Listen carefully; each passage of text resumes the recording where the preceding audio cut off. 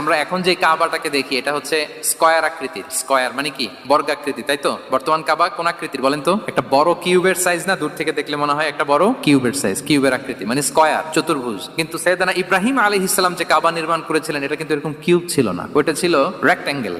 Rectangle ছিল, মানে আয়তাকৃতির ছিল, এরকম লম্বা। এই যে এই টেবিলটা যেরকম, টেবিলের যে শেপ এরকম ছিল, এরকম লম্বা কাবা ঘর ছিল আয়তাকৃতির। কিন্তু এখন এটা কমে স্কয়ার আকৃতির হয়ে গেছে। এর কারণটা কি? কাবা একবার ওখানে অগ্নিকাণ্ড ঘটার কারণে ধ্বংস হয়েছিল, ফলে কাবাকে আবার রিনোভেশন করা লেগেছিল, পুনর্নির্মাণ। তো কুরাইশরা সিদ্ধান্ত নিয়েছিল কাবা পুনর্নির্মাণে আমরা কোনো হারাম টাকা ইউজ করব না, যার কাছে যত হালাল টাকা আছে নিয়ে আসা হলো। কিন্তু হালাল টাকা যতটুকু জমা হয়েছে এটা দিয়ে পুরো কাবা নির্মাণ হয় না, অর্ধেক হয়। ফলে কাবা যে আয়তাকৃতির ছিল সেটা না হয়ে গেছে কি বলেন?